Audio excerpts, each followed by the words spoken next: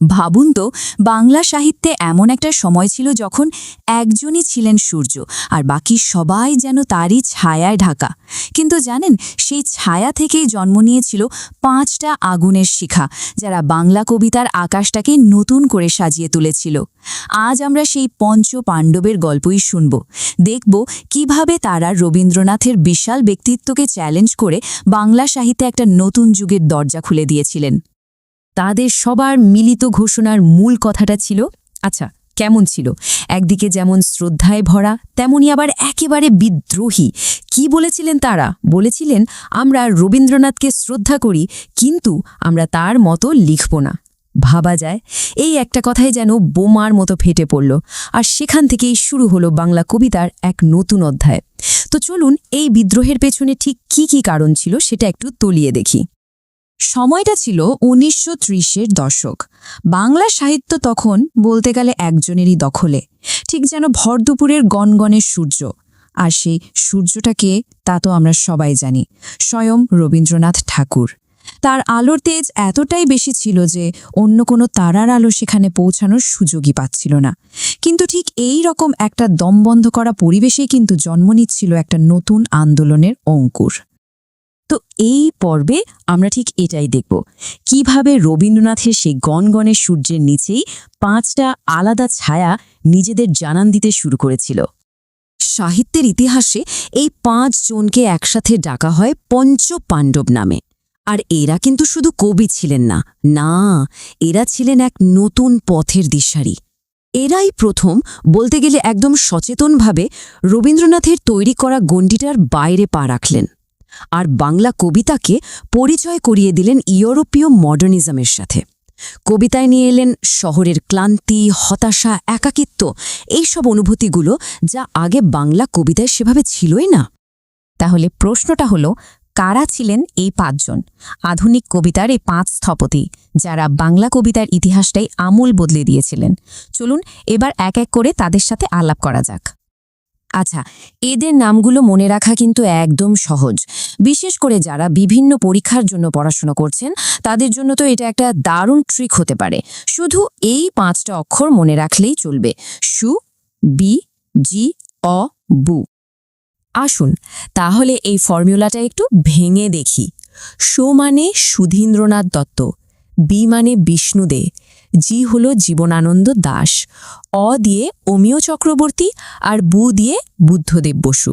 ব্যাস, এই 5 জন মিলেই কিন্তু গড়ে তুলেছিলেন আধুনিক বাংলা কবিতার শক্ত ভিতটা।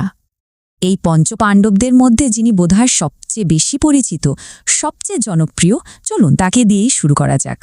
আমাদের নির্জনতম কবি জীবনানন্দ দাশ। জীবনানন্দ দাশ নামটা শুনলেই কেমন একটা মায়া কাজ করে, তাই না? তাকে ডাকা হতো নির্জনতম কবি, আবার রূপসী বাংলার কবি নামেও। আসলে কবিতা তো ছিল তার রক্তে। তার মা কুসুম কুমারী দাস, তিনিও ছিলেন একজন নামকরা কবি। আর ভাবুন তো, একটা মাত্র কবিতা, বনলতা সেন, তাকে অমর করে রেখেছে। কিন্তু কি দুঃখের বিষয়, 1954 সালে কলকাতায় একটা ট্র্যাম দুর্ঘটনায় এই অসাধারণ কবির জীবন থেমে যায়। তবে সবচেয়ে অবাক করার মতো বিষয়টা কি জানেন? স্বয়ং রবীন্দ্রনাথ ঠাকুর, তিনিও কিন্তু জীবনানন্দের কবিতার একজন বড় ভক্ত ছিলেন। জীবনানন্দের কবিতায় যে ছবি আঁকার মতো একটা ক্ষমতা ছিল, সেটার জন্য রবীন্দ্রনাথ তাকে চিত্ররূপময় কবি বলে ডেকেছেন।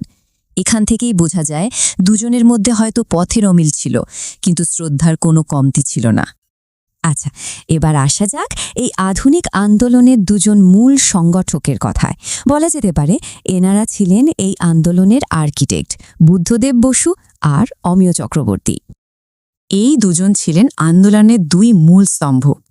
একদিকে ছিলেন বুদ্ধদেব বসু, তিনি কবিতা পত্রিকার মাধ্যমে আধুনিক কবিদের জন্য একটা প্ল্যাটফর্মই তৈরি করে দিয়েছিলেন।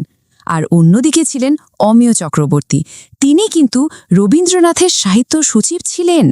অথচ সেই জায়গা থেকেও নিজের বিশ্বভ্রমণের অভিজ্ঞতাকে কাজে লাগিয়ে তিনি এক আন্তর্জাতিক মানের কাব্য ভাষা তৈরি করেন। বুদ্ধদেব বসুকে বলা হতো সব্যসাচী লেখক, মানে যার 2 হাতই সমান চলে। আর সত্যি বলতে তিনি একাই একটা প্রতিষ্ঠান ছিলেন। তার কবিতা পত্রিকাটা ছিল সে সময়ের আধুনিক কবিদের আঁতুড়ঘর। তিনি কিন্তু শুধু কবিদের লেখা ছাপতেন না, তিনি তাদের তৈরি করতেন, তাদের নিয়ে আলোচনা সমালোচনা করতেন। তার লেখা তিথিডোর বা তপস্বী ও তরঙ্গিনী পড়লেই বোঝা যায় সাহিত্যের এমন কোনো শাখা নেই যেখানে তার অবাধ বিচরণ ছিল না। এবার তালিকার শেষ দুজনের পালা, বিষ্ণু দে আর সুধীন্দ্রনাথ দত্ত। এদের দুজনকে বলা যেতে পারে এই গোষ্ঠীর দুই প্রধান ইডিওলগ বা তাঁতি। মজার ব্যাপার হলো এই দুজন ছিলেন একেবারে দুই বিপরীত মেরুর মানুষ। একদিকে বিষ্ণু দে, যার কবিতায় মিশেছিল মার্ক্সবাদী চেতনা আর টি.এস. এলিয়টের গভীর প্রভাব। তিনি কবিতাকে দেখতেন সামাজিক আর রাজনৈতিক সংগ্রামের একটা অস্ত্র হিসেবে। আর ঠিক তার উল্টো দিকে ছিলেন সুধীন্দ্রনাথ দত্ত। তিনি বিশ্বাস করতেন কবিতা আবেগের ব্যাপার নয়, কবিতা হলো কঠোর পরিশ্রম আর বুদ্ধির ফসল। তাকে বলা হতো এই গোষ্ঠীর ব্রেন বা মস্তিষ্ক। মার্ক্সবাদী দর্শনে বিশ্বাসী বিষ্ণু দে কিন্তু একটা অসাধারণ সম্মান পেয়েছিলেন। তার স্মৃতিসত্তা ও ভবিষ্যৎ কাব্যগ্রন্থের জন্য তিনি ভারতের সর্বোচ্চ সাহিত্য পুরস্কার জ্ঞানপীঠ পুরস্কার পান।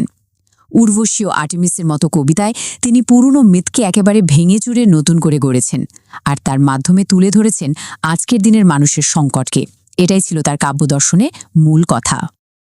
আর সুধীন্দ্রনাথ দত্ত, তিনি ছিলেন বিখ্যাত পরিচয় পত্রিকার সম্পাদক। তার সেরা কাজ হিসেবে ধরা হয় অর্কেস্ট্রা কাব্যগ্রন্থটিকে। তার কবিতা পড়লেই বোঝা যায় আরে বাস, প্রত্যেকটা শব্দ যেন মেপে ঝুঁকে বসানো, আবেগের থেকে সেখানে বুদ্ধির ধারটাই বেশি। আর এই বইয়ের মধ্যেই আছে সেই বিখ্যাত প্রেমের কবিতা শাশ্বতী, বাংলা কবিতার এক অমর সৃষ্টি, যা তার অসাধারণ কারুকার্যের সেরা প্রমাণ। তাহলে দেখা যাচ্ছে এই পাঁচজন কবি একসাথে মিলে বাংলা কবিতার জন্য একটা সম্পূর্ণ নতুন দুনিয়ায় তৈরি করে ফেলেছিলেন। চলুন শেষ করার আগে এক ঝলকে তাদের সবার অবদানগুলো আরেকবার ঝালিয়ে নিই। এই যে দেখুন, এই সারণীটা দেখলে পুরো বিষয়টা একবারে পরিষ্কার হয়ে যাবে। জীবনানন্দ দাশ রূপসী বাংলার কবি, বুদ্ধদেব বসু কবিতা পত্রিকার সব্যসাচী লেখক, সুধীন্দ্রনাথ দত্ত পরিচয় পত্রিকার ক্লাসিক কবি, বিষ্ণু দে মার্ক্সবাদী কবি, আর শেষে অমিয় চক্রবর্তী আমাদের পরিব্রাজক বা বিশ্ব নাগরিক কবি। আমি আবার বলছি, যারা পরীক্ষার প্রস্তুতি নিচ্ছেন এই চারটা কিন্তু দারুণ কাজে দেবে। তবে একটা কথা কিন্তু মাথায় রাখা খুব দরকার, এই পঞ্চপাণ্ডবদের মূল উদ্দেশ্য শুধু রবীন্দ্রনাথের বিরোধিতা করা ছিল না, একদমই না। তাদের আসল সাফল্যটা ছিল বাংলা কবিতার জন্য একটা সম্পূর্ণ নতুন, একটা স্বতন্ত্র পরিচয় তৈরি করা। এমন একটা পরিচয় যা রবীন্দ্রনাথের বিশাল প্রভাবের বাইরেও নিজের পায়ে শক্ত হয়ে দাঁড়াতে পারে। শেষ পর্যন্ত পঞ্চপাণ্ডবদের গল্পটা তাই শুধু বাংলা সাহিত্যের একটা অধ্যায় নয়, এটা আসলে একটা চিরন্তন প্রশ্ন আমাদের সামনে রেখে যায়। প্রশ্নটা হলো, কিভাবে একটা বিশাল মহিরুহের ছায়ায় থেকেও নতুন চারাগাছেরা নিজেদের জন্য সূর্যের আলো খুঁজে নিতে পারে। তাদের সেই সংগ্রাম আর সাফল্যের গল্পটা আজও পৃথিবীর সব প্রান্তের নতুন শিল্পীদের পথ দেখিয়ে চলেছে।